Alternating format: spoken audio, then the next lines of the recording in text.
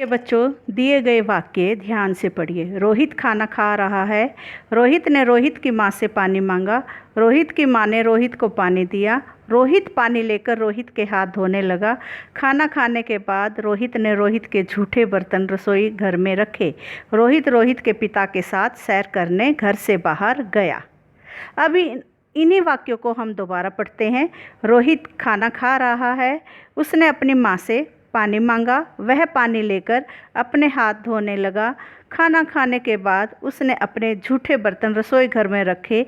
वह अपने पिता के साथ सैर करने घर से बाहर गया। हाँ बच्चों, आपने देखा होगा पहले वाले वाक्यों में, अनुच्छेद में मैं बार बार रोहित रोहित संज्ञा शब्द को बोल रही हूँ, जिससे भाषा की सुंदरता समाप्त हो गई है। अब मैंने रोहित के स्थान पर उसने, वह अपने आदि शब्द लगाए हैं और यही हमारा आज का विषय है। सर्वनाम। सर्वनाम किसे कहते हैं? सर्व जमा नाम। सर्व का अर्थ है सब तथा नाम का अर्थ है संज्ञा, अर्थात संज्ञा के स्थान पर, सभी नामों के स्थान पर जो शब्द प्रयुक्त होते हैं उन्हें सर्वनाम कहते हैं। सर्वनाम का प्रयोग संज्ञा शब्दों की पुनरावृत्ति को रोकता है, अर्थात बार बार जो हम शब्द लेते हैं, रोहित रोहित, रोहित की बहन, रोहित की माँ, रोहित के बैग, इस सारी जो असुंदरता से बचने के लिए सर्वनाम शब्दों का प्रयोग किया जाता है। इनके प्रयोग से भाषा सुंदर और प्रभावशाली हो जाती है। अतः संज्ञा के स्थान पर प्रयुक्त होने वाले शब्द सर्वनाम कहलाते हैं। ये शब्द है मैं, मेरा, यह, वह, तुम, तुम्हारा आदि। अब आते हैं सर्वनाम के भेद। सर्वनाम के मुख्य रूप से 6 भेद हैं। पुरुषवाचक सर्वनाम, निश्चयवाचक सर्वनाम, अनिश्चयवाचक सर्वनाम, प्रश्नवाचक सर्वनाम, संबंधवाचक सर्वनाम, निजवाचक सर्वनाम। पहला भेद है पुरुषवाचक सर्वनाम। पुरुषवाचक जैसे कि आप इंग्लिश में भी करते हैं, person, first person, second person और थर्ड पर्सन, सेम आपका हिंदी में है। फर्स्ट पर्सन जैसे बोलने वाला, वक्ता अर्थात जो बोल रहा है मैं, सुनने वाला कौन है? तुम, आप। और थर्ड पर्सन कौन है? हमारा तृतीय पुरुष, वो है जिसके बारे में हम बात कर रहे हैं। अर्थात पुरुषवाचक सर्वनाम में वक्ता, श्रोता और जिसके बारे में बात की जाती है उसके आधार पर पुरुषवाचक के 3 भेद हैं। वे हैं उत्तम पुरुषवाचक सर्वनाम, मध्यम पुरुषवाचक सर्वनाम और अन्य पुरुषवाचक। उत्तम पुरुषवाचक बोलने वाला, वक्ता। मध्यम पुरुष जो सुनने वाला, तू, तुम आदि। अन्य पुरुष यह, वह, वे आदि। इसके बाद आता है हमारा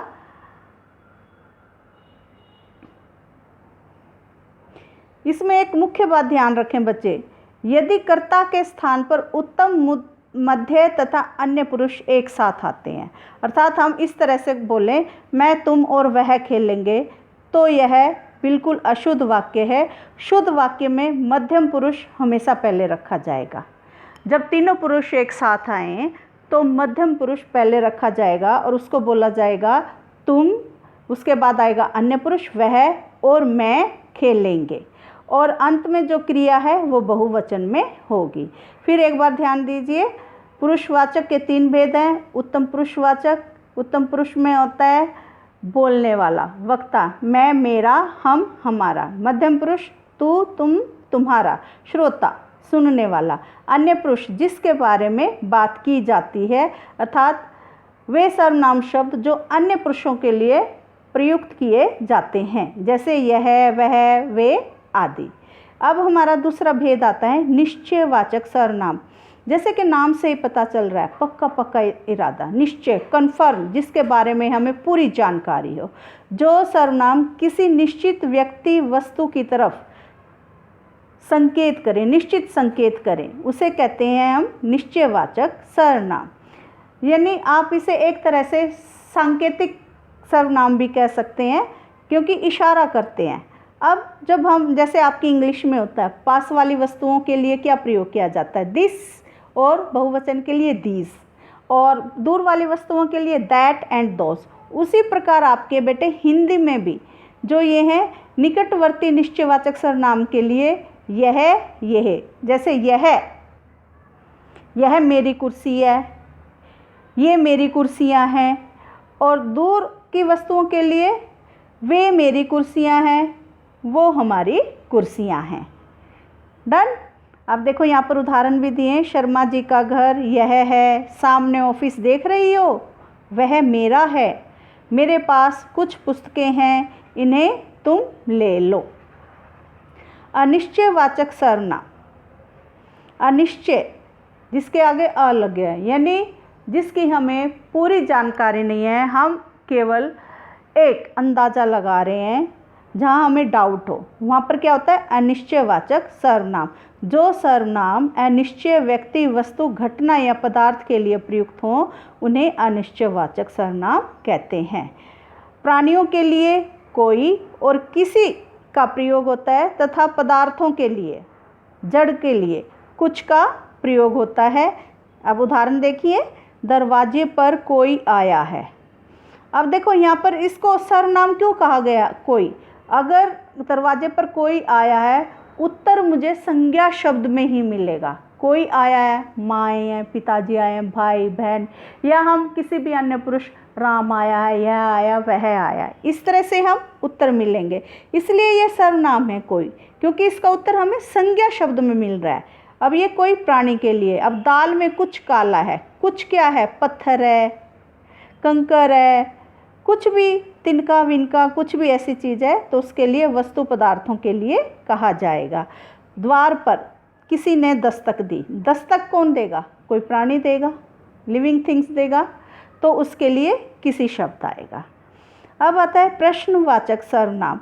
जिन सर्वनामों का प्रयोग किसी व्यक्ति, वस्तु अथवा घटना के विषय में प्रश्न पूछने के लिए किया जाता है उसे प्रश्नवाचक सर्वनाम कहते हैं, जैसे क्या, कौन, किसने आदि। अब देखिए हम प्रश्न करेंगे। अब प्रश्न करेंगे, तुम्हें किसने बुलाया है या तुम्हें किसी ने बुलाया है। अब सामने वाला पूछेगा किसने, मैं बोलूँगी माँ ने, अर्थात मैंने किसी का उत्तर किसके रूप में दिया? संज्ञा के रूप में। परिभाषा फिर क्लियर हो गई। संज्ञा के स्थान पर प्रयुक्त किए गए शब्दों को क्या कहते हैं? सर्वनाम। अब ये प्रश्नवाचक सर्वनाम है, प्रश्न पूछने के लिए प्रयुक्त होते हैं। भिखारी को क्या चाहिए? पैसा चाहिए, धन चाहिए, कपड़ा चाहिए, कुछ भी संज्ञा रूप में उत्तर मिलेगा। आज घर पर कौन आया था? तुम्हें खाना बनाने के लिए किसने कहा था? जहाँ पर प्रश्नवाचक सर्वनाम अर्थात इन प्रश्नवाचक सर्वनाम शब्द प्रयोग किए जाते हैं, वाक्य के अंत में हमेशा प्रश्नवाचक चिन्ह लगाया जाता है। संबंधवाचक सर्वनाम, संबंध यानी दो उपवाक्यों में संज्ञा शब्दों में संबंध जोड़ने का काम करते हैं। जो सर्वनाम उपवाक्यों में आए दो संज्ञा शब्दों में संबंध जोड़ने का काम करते हैं उन्हें संबंधवाचक सर्वनाम कहते हैं। अब जैसे इनके लिए जो, सो, जिसकी, उसकी, जैसा, वैसा आदि। उदाहरण, जैसा करोगे वैसा भरोगे, जो बोओगे सो काटोगे। अब जो बोओगे मीन बुरा करोगे तो बुरा पाओगे। ये बुरा क्या है? संज्ञा शब्द है। अब आता है निजवाचक सर्वनाम। निज का शाब्दिक अर्थ है अपने आप, खुद, स्वयं। जो सर्वनाम उत्तम, मध्य, अन्य पुरुष सर्वनाम अपनेपन का बोध कराएं, यानी जो भी सर्वनाम है संज्ञा शब्दों द्वारा अपनेपन का बोध कराने के लिए प्रयुक्त किए जाते हैं उन्हें हम कहते हैं निजवाचक सर्वनाम। अब जैसे अब ये संज्ञा शब्द भी प्रयोग कर सकता है, अन्य पुरुष भी, नाम भी कर सकता है और सर्वनाम भी। अब यहाँ पर उदाहरण देखिए परिभाषा के आधार पर। उत्तम, मध्यम, अन्य पुरुष सर्वनाम अपनेपन का बोध करवाए। तो यहाँ पर मैं क्या? उत्तम पुरुष स्वयं ही खा लूँगा अपने आप, यानी उसने अपने आप का बोध करवाया है। तुम इस कार्य को अपने आप कर सकते, तुम मध्य पुरुष, यानी जो है मध्यम पुरुष जो है श्रोता अपने कार्य को अपने आप कर सकता है। वह खुद तुम्हें उपहार देने आ रहा है, वह अन्य पुरुष, खुद यानी अपने आप खुद ही देख लीजिए। आप और तुम एक ही बात है, लेकिन हम जब ज़्यादा शालीनता और सभ्य तरीके से बात करते हैं तो तुम की जगह आप का प्रयोग किया जाता है। वह आप ही आ जाएगा यानी अन्य पुरुष के लिए, या संज्ञा शब्द के लिए राम अपने आप चला जाएगा, या राम जो संज्ञा है वहाँ पर अपने आप राम के लिए प्रयुक्त हुआ है, इसलिए ये सर्वनाम शब्द है। निजवाचक सर्वनाम। विशेष निजवाचक और पुरुषवाचक दोनों में ही आप शब्द का प्रयोग होता है, लेकिन आपको पहचान कैसे होगी ये निजवाचक है और ये आपका पुरुषवाचक सर्वनाम है। आप हमारे बहुत काम आए, आप हमारे, यहाँ पर हमारे काम आए, लेकिन उसने अपने आप खुद के लिए कोई बात नहीं है यहाँ पर, इसलिए ये आप क्या है, आप या तुम एक ही बात है, वो उसको सम्मान दे रहा है इसलिए आप लिख दिया गया है। ये पुरुषवाचक सर्वनाम है। हम इस कार्य को आप कर लेंगे आप इस कार्य को, ये आप मीन खुद कर लेंगे, स्वयं कर लेंगे, अपने आप कर लेंगे, अर्थ से ही पता चल रहा है, इसलिए यह निजवाचक सर्वनाम है। इसके बाद हमारा आता है सर्वनाम और सार्वनामिक विशेषण में अंतर। बच्चों जब हम विशेषण पढ़ेंगे तो वहाँ पर विशेषण का चौथा भेद आएगा, सार्वनामिक विशेषण और सर्वनाम में क्या अंतर है। देखो, सर्वनाम जो शब्द संज्ञा के स्थान पर प्रयुक्त किए जाते हैं उन्हें कहते हैं सर्वनाम। सार्वनामिक विशेषण जो सर्वनाम संज्ञा शब्दों से पहले लगकर उनकी विशेषता बताते हैं उन्हें सार्वनामिक विशेषण कहते हैं। यह शब्द हैं, यह वह, कोई, कुछ, कौन, क्या, कौन सी आदि शब्द हैं, ये सब क्या है, सर्वनाम शब्द हैं। ठीक है, अब इनको सार्वनामिक विशेषण के रूप में और सर्वनाम में कैसे प्रयोग करता है, आइए उदाहरण देखते हैं। अब देखते हैं संज्ञा के स्थान पर प्रयुक्त होने पर ये शब्द सर्वनाम आते हैं। जैसे सर्वनाम बनते हैं, बाहर कौन खड़ा है, ये प्रश्नवाचक से बाहर कौन खड़ा होगा, कोई व्यक्ति, राम, श्याम, संज्ञा शब्द में उत्तर दे रहा है, संज्ञा के स्थान पर कौन, प्रश्नवाचक सर्वनाम। आहट से लगता है कि कोई आया है, कोई आया, ये अनिश्चयवाचक सर्वनाम, हमें नहीं मालूम। यह मेरा खिलौना है, निश्चयवाचक सर्वनाम, हम किसी खिलौने की तरफ संकेत करके कह रहे हैं। ठीक है, अब ये शब्द, यही सर्वनाम शब्द जो ऊपर हैं, कौन, कोई और यह, अगर यह संज्ञा शब्दों से पहले, नाम से पहले लग जाएं तो यही क्या सर्वनाम क्या बन जाएंगे, सार्वनामिक विशेषण। अर्थात ये सर्वनाम जब नाम से पहले लगकर उन नामों के बारे में बताते हैं, संज्ञा शब्दों के बारे में, तो वह सार्वनामिक विशेषण कहलाते हैं।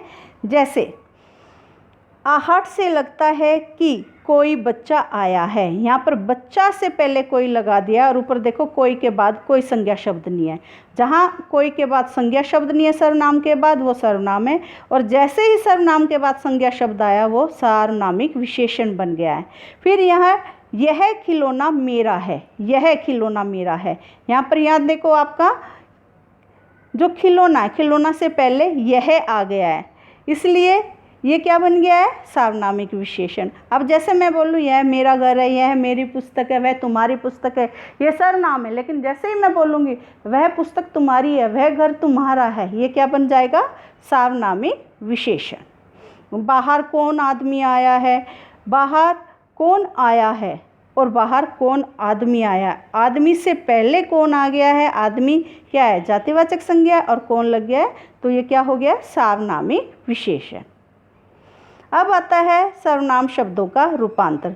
सर्वनाम शब्दों जो है, सर्वनाम शब्द हैं विकारी हैं, इनका रूप बदलता है और यह कारक और वचन से प्रभावित होते हैं। एक वचन और बहुवचन दोनों में ही सर्वनाम शब्दों का प्रयोग होता है। जैसे मैं एक वचन, हम बहुवचन। किसी को पुकारने के लिए संज्ञा शब्दों का प्रयोग किया जाता है, कभी भी सर्वनाम शब्दों से किसी को नहीं पुकारा जाता। जैसे हम बोले तुम, आप, इस तरह नहीं होता है, ठीक है ना। हाँ, कोई पास है, आप इधर आइए, मैंने आप बोला तो बहुत सारे खड़े होंगे मेरे पास, सब मेरे मुंह की तरफ देखेंगे, इसलिए जो संबोधन है वो संज्ञा शब्दों के से ही होता है और सर्वनाम में संबोधन कारक नहीं होता। अब बेटे सर्वनाम शब्दों की रचना जो है कारक के चिन्हों से होती है, यहाँ पर आपको दे भी रखा है। जैसे ये है कर्ता कारक से, आप, आपने, आप लोगों ने बहुवचन में, संप्रदान में, आपके लिए, आप लोगों के लिए, संबंध आपकी, आपका, आपके, ठीक है। इसी तरह यहाँ पर देखो जैसे अनिश्चयवाचक सर्वनाम में आ जाए, किसी ने, किन्हीं ने, किसी का, मतलब आप संबंध वाचक सर्वनाम। कहने का तात्पर्य है कि सर्वनाम शब्दों की रचना कारक से होती है। अब इसका जो अभ्यास है वो मैं आपको भेज दूंगी, आप अपनी पुस्तक में फिलअप करेंगे और अच्छे से पढ़ेंगे, और यही आपका गृह कार्य है। इसको अच्छे से पढ़िए, और कल हमारा चर्चा का जो विषय है, ऑनलाइन कक्षा में चर्चा का विषय सर्वनाम